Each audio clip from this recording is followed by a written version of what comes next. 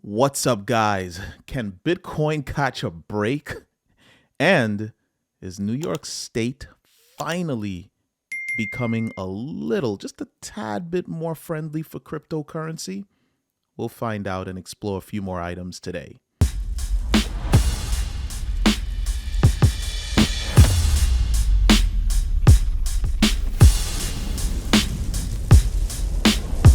All right, so starting off, it just does not appear that Bitcoin can catch a break.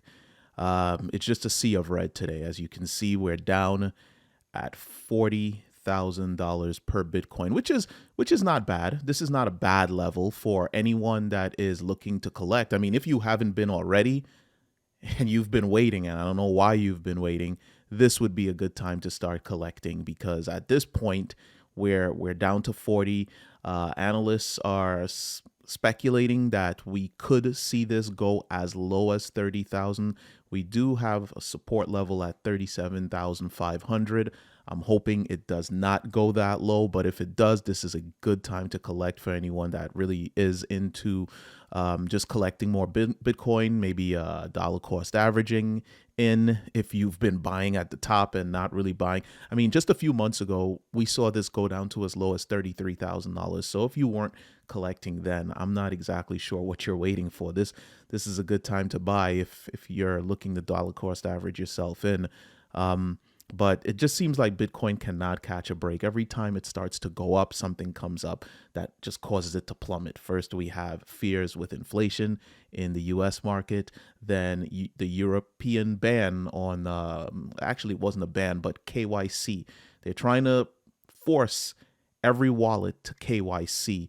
That caused a little bit of fear. Then there was the issue in China with China kind of doing their own banning. So that caused a lot of fluctuations. And, it's cryptocurrency. So we're always going to see these fluctuations anyway. But this bad news continuously, every time Bitcoin begins to break a certain level, it just plummets again. So right now we're sitting around the 40,000.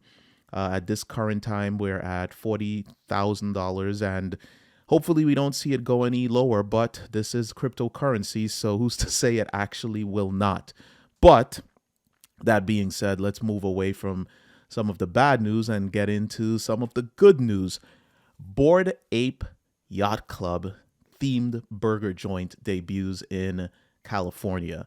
So this is just really pointing to the adoption that we're seeing when it comes to just cryptocurrency in general. We're at the point now where NFTs have turned into restaurants. And this is really good. This is really good for the adoption. This is going to get the news out there. As we already know, cryptocurrency is still in its infancy, and NFTs and just other aspects of the entire crypto world is just going to attract more and more investors.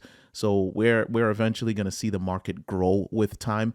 But this is really interesting. You can actually go to Bored and Hungry in California. It's a pop-up shop, so I'm not sure how long this will be around. I don't know if this is a permanent fixture or if this is just for the now. But I thought that it was very interesting that they're accepting Ethereum and ApeCoin as payment, which is actually pretty cool. This is actually cool. This is a place I guess you can meet up with other crypto and NFT enthusiasts. We're seeing Ethereum and ApeCoin being taken as payment. I don't know why one would use their cryptocurrency as payment, because with the market being down right now, I would assume that you're selling probably at a level that is lower than where you bought it. I don't know. If it were me, I definitely would not be buying burgers with my Ethereum. But again, this is just all good news in terms of just adoption as a whole. So if you happen to live in the area and you are interested in trying this out, who knows? This picture might become an NFT one day if this is not a permanent fixture and it's just something that popped up just, for the love of NFTs and all of the hype surrounding Bored Apes at this moment. That's what it could be.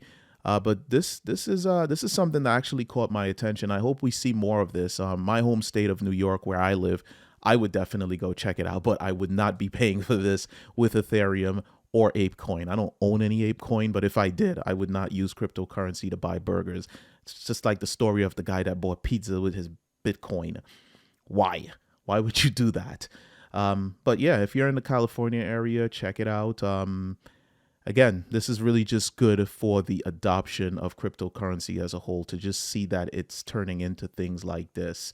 Moving on, Solana. Now, this is a cryptocurrency that I myself have not been doing too much adoption with, but I have to start because what I really like about Solana, and of course, I'm assuming most of you already know what Solana is doing, but it is a layer one crypto, and you can build on it. You can do NFTs.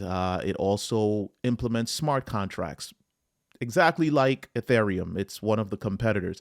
But I've been seeing a lot of growth in the Ethereum ecosystem lately, and NFTs as well as decentralized applications appear to be one of the reasons why we're seeing such huge growth. Right now, Solana is down, just as every other cryptocurrency is. As you can see, it's down to 101 here, which again, good time to buy in. But this is a crypto that I believe we're going to see massive growth. The NFT marketplace is just going to cause greater adoption with this. And this is just a good time to collect. Absolutely good time to collect with this cryptocurrency.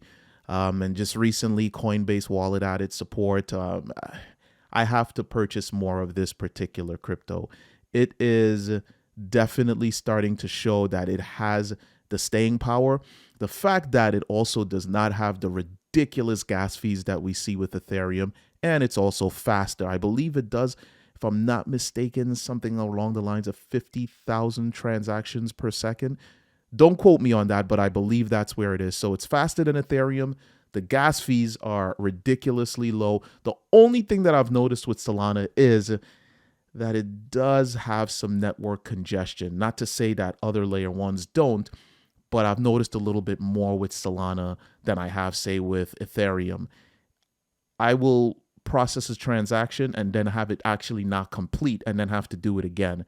But it was worth it to me because it was like a 5-cent transaction compared to Ethereum. I could be attempting to buy something on a decentralized exchange, and it could be $50 for a $200 transaction. It just is absolutely horrendous with Ethereum and the gas fees. So let's support this layer one. If you are a well, of course you're a cryptocurrency investor. Why else would you be here? That's what we do here, right? And moving on to one of the final articles that actually caught my attention today, my home state of New York. Supreme Court dismisses petition against crypto mining company. This is big because the reason why there was even a petition in the first place is that activists were worried about the environment. And, with the proof of work cryptos such as Bitcoin, this is one of the biggest complaint that we have heard is just the fact that this particular form of creating more, quote unquote, mining, it really does cause a problem in terms of just overall environmental concerns. A lot of energy being burned when it comes to Bitcoin. So the activists were actually trying to prevent this crypto mining company from not only existing in the New York area, but they were attempting to grow their base from 17,000 miners to 49,000 by the end of this year, 2022. The interesting part of it is that the activists did not even live close to the town in which this mining company is setting up shop. So I believe that's what really caused the problem for them. But I say all of this to say New York is one of the states. We have what is called a bit license here, and it makes it extremely difficult to buy crypto here in New York. Companies like Crypto.com, FTX,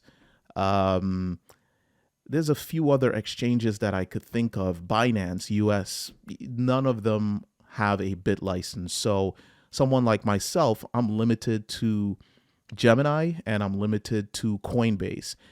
And as a result of that, there's just a lot of opportunities that I cannot get involved with, just simply because Coinbase and Gemini don't offer them.